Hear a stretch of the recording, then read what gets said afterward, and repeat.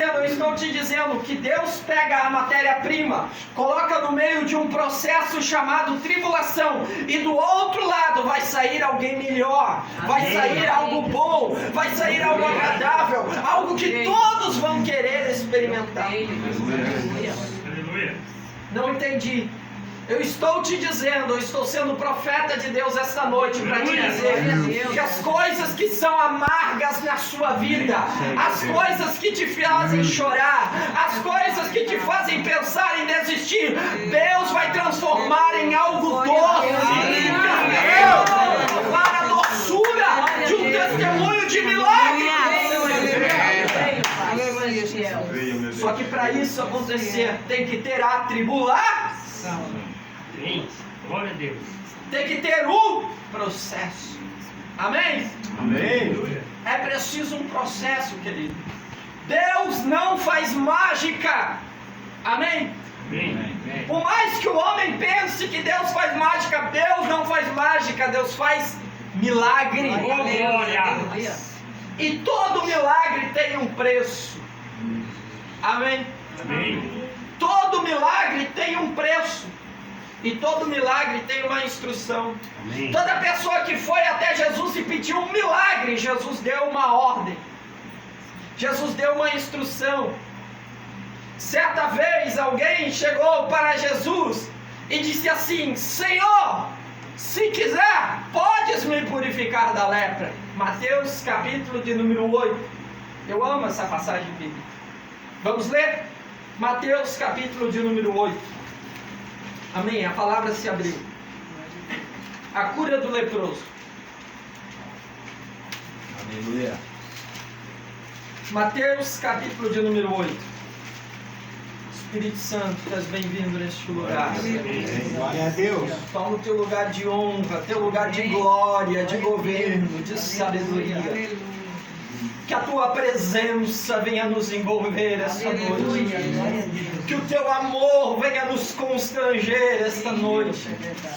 Que a tua verdade venha nos libertar esta noite. Que o teu toque venha nos curar esta noite. Que a tua palavra venha se revelar esta noite. Leva cativo todo pensamento obediente à mente de Cristo. Repreendemos em nome de Jesus toda distração, toda opressão, todo levante contrário, todo principado, potestades, hostes espirituais da maldade, pelo poder que é no nome de Jesus Cristo, pelo poder que é no sangue do Senhor Jesus. Nós declaramos a vitória de Cristo, a vitória do reino de Deus, em que os anjos de Deus estão autorizados a abençoar esta casa, a abençoar esses filhos, a curar neste lugar, a libertar neste lugar, a destruir maldições, cadeias, rompendo as barreiras e trazendo vitória, trazendo vida e vida em abundância. O reino de Deus é estabelecido neste lugar. É o que nós declaramos. Usa-me, Senhor, como tu queres, como te agradas, para a glória do seu nome, Jesus, para salvar, para curar e para transformar. Amém. Vamos lá, Mateus capítulo de número 8. A Bíblia diz: descendo do monte, quem? Jesus. Descendo do monte, seguiu uma grande multidão, e eis que veio um leproso, e o adorou, dizendo: Senhor, se quiser, podes me purificar.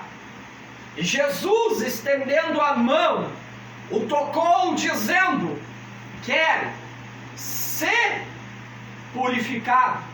E logo ele ficou purificado da lepra. E disse-lhe então Jesus: olha, não digas nada a ninguém, mas vai, mostra-te ao sacerdote e apresenta a oferta que Moisés determinou para lhe servir de testemunho. Glória. Amém? Amém. Meus amados irmãos, essa história bíblica tem um contexto histórico. Talvez você não saiba, mas este homem, que era um leproso, nem sempre foi assim. A história vai nos dizer que este homem, ele era um trabalhador. Ele tinha uma família, ele tinha filhos, ele tinha esposa, ele tinha vida. E certa vez, em algum momento, este homem saiu para trabalhar no campo, pois era um agricultor. E depois de ele trabalhar, ele chegou em casa todo sujo de sangue. E ele se assentou para almoçar. E quando ele se assentou para comer, a sua esposa olhou para ele e disse: homem, o que aconteceu? E ele disse: eu não sei. O que há de errado? Porque defeito é assim. A gente não vê os próprios defeitos, a gente só vê no outro. Defeito é igual casca de feijão no dente, né? Você dá risada quando você vê na boca do outro, mas não sabe se está dando risada e tem na tua. É a mesma coisa. O defeito, ele funciona assim. Então, para que nós sejamos tratados em nossos defeitos, em nossas falhas de caráter, a gente precisa do outro. Mas você não gosta. Quem é que gosta de ser chamado a atenção? Ninguém gosta. Ninguém gosta de errar e ser chamado a atenção, mas é necessário para que seja corrigido. Amém? Amém. Então, quando Deus coloca uma pessoa na tua frente, não espere que aquela pessoa que te ama de verdade só diga coisas boas a teu respeito. Às vezes aquela pessoa, claro, com amor, com carinho, vai olhar para você e vai dizer: meu irmão, desculpa, mas assim, eu acho você muito preguiçoso. Ô meu irmão, me desculpa, mas eu acho assim, você é muito arrogante demais. Não, a gente não pode falar nada, que você sabe tudo. Não tem nada para aprender. Meu irmão, me desculpa, mas, pô, você tá com uma mania aí meio feia, né? Você gosta de contar umas histórias aí que não é muito verdade, não. Você está mentindo. É isso que acontece. Fala, Deus. Então Deus faz muitas vezes isso conosco. Amém? Amém. Só que a Bíblia diz: com a medida que medirdes, sereis. Cuidado. Porque com a régua que você mede, vão te medir. E a Bíblia diz que não haja juiz no meio de vós. Porque se houver juiz no meio de vós, já não sois praticantes da lei, mas juiz. Então pela lei vocês podem ser acusados. Então cada um examine-se a si. Porque se nós examinássemos a nós mesmos, não precisaríamos ser julgados. Mas como somos julgados, somos repreendidos pelo Senhor. Amém? Amém. Então, meu irmão, 2 conselhos. Se você está no processo de cura, não queira você ser o juiz, porque você está no processo de cura, então você é o doente. Deixa que Deus usa os monitores da casa. Deixa que Deus usa os pastores da casa. Deixa que Deus usa aquelas pessoas que estão autorizadas na casa a servir para ministrar na tua vida. Amém? Amém. Amém? Amém. É necessário, querido. É necessário você entender isso. Não queira ser juiz dentro da casa, porque senão se torna insuportável a tua convivência ali dentro. É verdade. Deus. Não seja juiz. Se você está como aluno, então seja aluno, não queira ser professor. Amém. Orgulho não é pensar menos de si mesmo, mas menos em si mesmo. Você não precisa pensar nem mais nem menos, você tem que saber a sua medida. Lá fora eu era pastor, lá fora eu era pregador, lá fora eu já fui líder de jovens, lá fora eu já fui empresário, lá fora eu já fiz faculdade. Amém. Lá fora, aqui dentro é aluno. Amém. Deus te colocou num processo para você aprender de volta, para entrar no propósito da tribulação, para se transformar em algo melhor. Amém. Glória a Deus. Então vamos continuar. A Bíblia, a história vai dizer que esse homem, ele foi confrontado pela sua esposa. Eu preciso entrar aqui num parênteses também, que Deus quer falar com os casais aqui também. Quem é casado aqui? Amém. Glória a Deus. Deus falou que quer renovar casais aqui essa noite. Amém. Deus vai trazer renovação e cura sobre muitos casamentos neste lugar. Em nome de Jesus. Casamento é uma bênção, irmão. Aleluia. Amém? Glória a Deus. Mas aprende uma coisa, sabe qual é a matéria-prima mais dura da natureza? É o diamante. E qual que é a matéria-prima mais valiosa da natureza? É o diamante. Então Deus colocou um diamante do seu lado, amém? Amém. Glória a Deus. Aleluia. Amém. Você colocou do meu lado também, né, amor? Então, Deus colocou um diamante do teu lado, sabe por quê? Porque só diamante lapida diamante. Para lapidar você, Deus precisa colocar alguém mais duro que você. Então, quando você é lapidado, alguém precisa perder uma parte para o outro ser lapidado. Glória a Deus. Porque a única forma do diamante lapidar o outro diamante é perdendo a lasca dele. Por quê? Porque dá o confronto. Em cada confronto, alguém perde e o outro ganha. Então, às vezes, você vai precisar perder para alguém ganhar o brilho. Aleluia.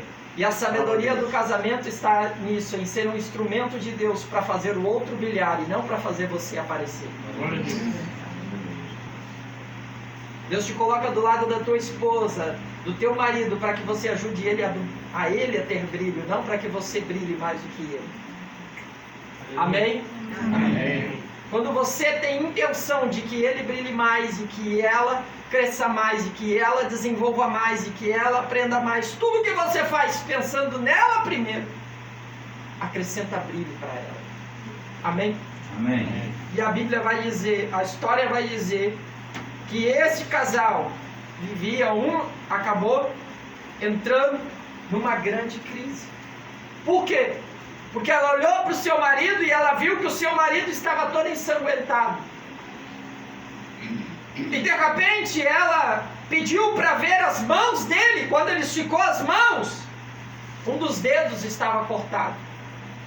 E aquele homem não havia sentido dor alguma.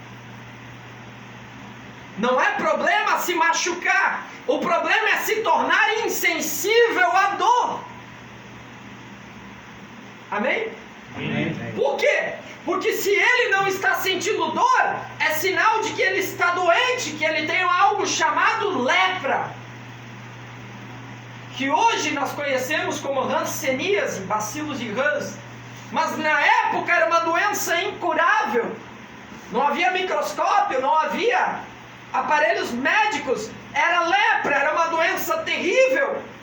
E ela era contagiosa. Então aquele homem mostra as mãos e ele está com o dedo cortado, mas ele não sente dor e está sangrando. A família toma um susto. E naquele mesma hora a esposa correu para dentro do quarto, preparou uma trouxa de roupa, jogou essa roupa para ele, pegou os filhos e afastou e disse para eles: você precisa ir embora. Meu Deus. Você não pode mais ficar morando na nossa casa, porque você se tornou uma ameaça para os nossos filhos. Meu Deus. Você se tornou uma ameaça para a nossa família. Porque a doença que te contagiou, que te pegou, pode matar a nossa família. Isso é a lepra. Ela era contagiosa. Ela deixava a pessoa insensível e a pessoa não sabia mais. Ela perdia algo importante, que é o quê? A sensibilidade. É ruim sentir dor? É, mas a dor é para o teu próprio benefício. Você sente dor para você escapar do perigo. Amém? Amém. A criança, meu irmão, ela bota o dedo uma vez no formigueiro, a segunda vez ela não bota mais não. Dói. O homem, ele tem essa mania. Ele brinca com o perigo, ele começa a brincar com o pecado, ele começa a brincar com a lepra, ele começa a se envolver com a lepra, e ele não sente mais a dor, e ele acha: agora não tem mais problema, porque a minha consciência não me acusa mais. Meu Deus. Ele fica vendo pornografia na internet, ele fica falando da mulher do vizinho, ele fica falando piada que não deve, ele fica pegando dinheiro escondido, ele começa a brincar com o pecado, Ele começa a fazer coisa errada e ele não sente mais a dor na sua consciência. Isso é sinal de lepra espiritual. Por isso que quando alguém ficava leproso em Israel, não ia para o médico, ia para o sacerdote, porque esse não era um problema natural, era um problema espiritual.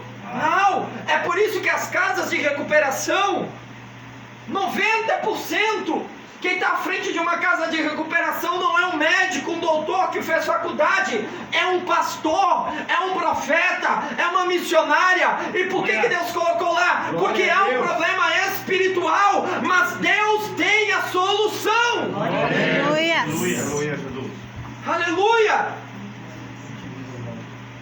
Meu irmão, eu quero te dizer essa noite aqui, você está no lugar certo. Pode não ter a melhor estrutura do mundo, pode não ter a maior tecnologia do mundo, pode não ter os últimos desenvolvimentos tecnológicos, científicos, não tenha pessoas aqui com psicologia, com parapsicologia, formados para falar para você, mas eu quero te dizer que esta ferramenta aqui, que é a palavra de Deus, com ela ele criou o mundo, e ele tem transformado a vida de milhões de pessoas, e pode transformar você também. A ciência humana vai falhar, mas a palavra de Deus não vai falhar. É a palavra. É a palavra que vai te transformar. É o quanto você deixar a palavra entrar dentro de você. É o quanto você deixar a palavra arrancar de você. É o quanto você deixar a palavra acrescentar a você. É o teu relacionamento com a palavra. Vida com Deus é relacionamento. Vida com Deus sem relacionamento é religiosidade. Esse povo fala da boca para fora, mas o seu coração está longe de mim. Os profetas disseram. Não adianta você vir no culto e falar da boca para fora, porque Deus está olhando para o culto que acontece dentro do teu coração. O culto que Deus recebe não é aquele que o teu irmão ouve. O culto que Deus recebe é aquele que você oferta aí dentro do teu coração, porque neste momento Ele está sondando os teus pensamentos. Aleluia! Glória a Deus! Arabaste cantorebaceias. E glória a Deus por isso, porque quando você não sabe o que falar, Ele sonda o teu coração, e a Bíblia diz, com gemidos inexprimíveis, Ele fala a teu respeito. Quando você não sabe se expressar em palavras, Ele sabe te entender. Aleluia! Deus maravilhoso. Oh, glória a Deus! Mas existe um processo. E qual é o primeiro processo? O primeiro processo é a saída. O primeiro processo é ele cair em si e dizer, eu vou embora, porque eu não posso mais ser uma ameaça para essas pessoas que me amam. Por mais que eu ache que elas não me amam, mas elas me amam sim. Amém. Oh, só Deus, irmãos, para nos amar assim. E aí, aquele homem sai de casa, pega a sua trouxa e vai embora. E agora ele tem que andar na rua, mas ele não consegue andar na rua escondido. Ele tem que andar na rua gritando, dizendo, leproso, leproso, saiam da frente. Meu Deus. Talvez não todos, mas muitos de vocês passaram por isso. Tiveram que sair de casa. O problema te derrubou. E aí você vai para a rua. E na rua todo mundo olha para você e sabe. Ali foi o leproso. Misericórdia, Senhor. Por aquela rua. Ele precisava dizer, leproso, leproso. Por quê? Porque as pessoas em volta não podem se aproximar do leproso. Porque as pessoas em volta não podem fazer mal ao leproso, e também não podem fazer bom, ninguém sabia o que fazer. E aquele homem sai de casa. Depois, ele sai da sociedade, ele sai da cidade. Amém? E aí, quando ele sai da cidade, ele vai para um lugar chamado Vale dos Esquecidos, conhecido como Vale dos Esquecidos, ou seja, o lugar dos leprosos, o lugar dos doentes, o lugar daqueles que têm as doenças contagiosas, o lugar daqueles que a sociedade não quer perto, o lugar daquelas pessoas que não podem viver ali. Ele ia para o Vale dos Esquecidos. E agora passam-se dias, semanas, e ele está vivendo no Vale dos Esquecidos. E ele vai viver outro processo. Agora ele encontra gente igual a ele. E ele descobre que ele não está sozinho no mundo, sofrendo. Existem outras pessoas que sofrem também. Existem outras pessoas que estão doentes também. Existem outras pessoas que precisam de ajuda também. E aí ele vai viver no meio de uma outra sociedade. Mas ali, o mundo é cruel. Sabe por quê? Deus não te criou para viver no Vale dos Esquecidos. Amém. Glória a Deus. Coloque a mão no seu coração e diga assim: Deus não me criou para viver no Vale dos Esquecidos. Deus não te criou para ser esquecido. Glória a Deus. Aleluia. Isso é o que o mundo faz. Isso é o que a sociedade faz. Sabe por quê? Porque eles não sabem o que fazer. Então eles ignoram. Eles deixam de lado, eles abandonam, eles deixam para lá, porque não se sabe o que fazer. Eu não tenho mais o que fazer. É o que as pessoas dizem. Mas no meio do Vale dos Esquecidos, a misericórdia de Deus ainda pode alcançar. Aleluia. Glórias. A história vai dizer que esta mulher preparava uma marmita para o seu marido. E ela ainda amava o seu marido e ela ficava com compaixão dele. Então ele teve que perder para valorizar, para querer de volta. Aquela esposa que muitas vezes reclamava do seu marido: ih, fedorento, trabalhando aí o dia inteiro, fedorento, não te aguento. Agora ela dizia: que saudade de sentir o cheiro do meu marido. Você entende? O processo não acontece apenas no indivíduo, o processo acontece na família. Deus vai mexendo na estrutura, mas Deus não está mexendo apenas com você. Deus está mexendo com as pessoas que deixaram você aqui. Amém. Deus vai mexendo na tua estrutura, mas Ele não mexe apenas com você. Ele mexe com as pessoas que se relacionam contigo. Amém. Aleluia. No teu trabalho, no teu ciclo de amizade, nos teus familiares. Deus vai mexendo nos corações. E a Bíblia diz que há tempo para todas as coisas. E há tempo de afastar-se, de abraçar. É o tempo do afastamento. E aí eles estão afastados.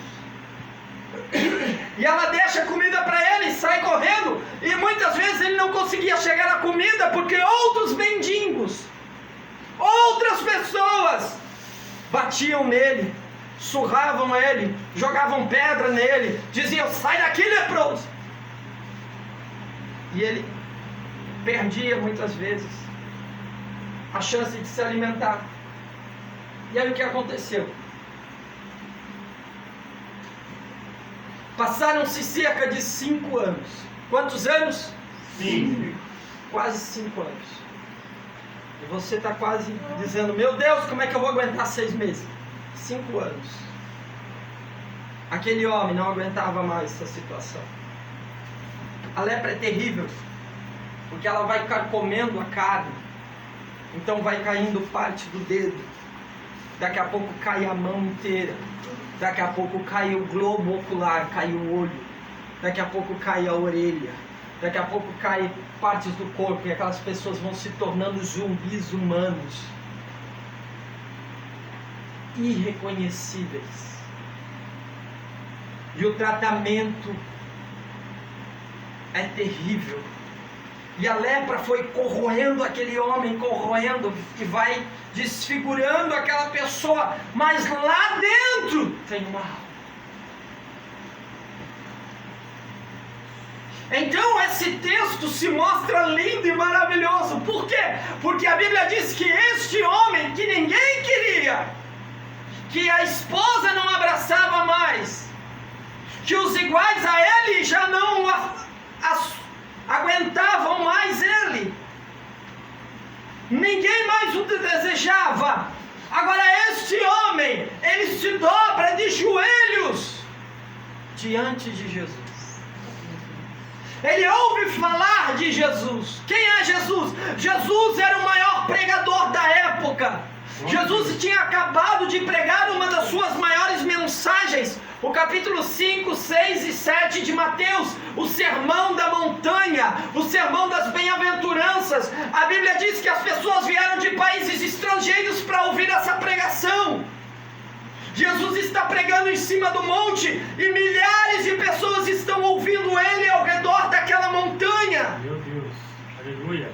E o eco da voz dele vai ecoando no meio daqueles vales, no meio daquelas pessoas, e de repente chega ao coração do leproso. Oh, glória! Aleluia. Esse homem é diferente. Este homem tem compaixão. Quando este homem fala, o meu coração aquece.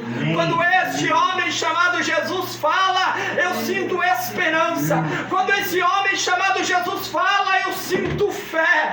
Quando esse homem Jesus fala, eu esqueço dos meus problemas.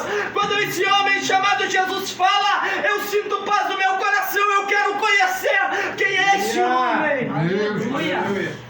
E dentro dele começa uma luta interna, dizendo: ele não vai te aceitar, ele não vai te querer, ele vai te rejeitar. O que interesse ele vai ter em você? Mas do outro lado ele vai ouvindo a voz do mestre e vai deixando o Espírito Santo convencê-lo. Não, mas ele fala como aquele que ama, ele fala como aquele que perdoa, ele fala como aquele que ajuda. Eu acredito ainda na misericórdia. E aí aquele homem precisa tomar uma decisão. Amém? Amém. Aprenda uma coisa: decisões mudam destinos. Repita comigo: decisões mudam destinos. O que vai definir o teu destino não são as circunstâncias, são as decisões que você tomar. Porque a mesma palavra que o teu irmão está ouvindo, você está ouvindo também. Estamos falando de Jesus, o Deus encarnado entre nós. Aleluia. E a Bíblia diz que quando ele falava, esse homem tomou uma decisão: eu vou me aproximar dele. A decisão que você precisa tomar é a decisão de se aproximar de Jesus. A decisão que você precisa tomar hoje é a decisão de ter um relacionamento com Jesus. E a Bíblia diz como esse homem vai chegar. A Bíblia vai dizer que a primeira coisa que ele fez é que ele veio e o adorou. Uau! Se tinha alguém que tinha algo para pedir para Jesus, no meio daquela multidão era o leproso. Mas ainda que ele fosse leproso, ele tinha algo para oferecer. Então ele foi até Jesus e o adorou. Adorar é o que sei, adorar é o que sou, nada pode calar. Não existem prisões que contenham a voz de quem te adora, ó Senhor. E o que o hino diz? Se... Aleluia, louvado. Glória. E sabe o que é mais lindo? Jesus estendendo a mão e tocou. Meu Deus. Ninguém tocava no leproso. mas o dono da cura tocou. Amém. Aleluia. Ninguém tocava no morto, mas o dono da vida tocou. Aleluia. A lepra era contagiosa, mas o amor de Jesus era mais. Aleluia. A lepra era contagiosa, mas o poder de Jesus era mais. Aleluia. Jesus não queria apenas curar o físico daquele homem, mas queria tocar na sua alma e trazer uma cura para o seu espírito. E de uma forma afetiva o tocou. E a Bíblia diz que tocando disse: eu quero. Na verdade eu sempre quis. Na verdade eu sempre quis te curar. Na verdade eu sempre quis te salvar. Na verdade eu sempre quis te transformar. Mas eu estava esperando você chegar até a minha presença. Glória a Deus. Aleluia. Deus maravilhoso. Ei, meu irmão, Jesus quer transformar a tua vida, restaurar teu casamento, restaurar a tua família, restaurar a tua saúde, te libertar dos vícios, te libertar do pecado, te encher do Espírito Santo, te levar para o céu. Mas Ele te pergunta: você quer? Deus, aleluia. Ele quer. Aleluia, Deus. Ele está disposto a Do Senhor. tocar. Glória a Deus. Aleluia. E ele disse: Senhor. E aí ele disse: quero, fique. E quando ele o tocou, ele ficou purificado. Glória a Deus. Oh, glória a Deus. Glória a Deus. Se coloque de pé na presença do Senhor. Eu te aceito Eu te aceito como Senhor como e Senhor, Salvador Salvador da minha vida, da minha alma. da minha alma. Perdoa os meus pecados. Perdoa meus pecados. Me lava com teu sangue. Me lava com teu sangue. Escreve o meu nome. Escreve o meu nome Diga o teu nome Gabriel, no livro da vida. no livro da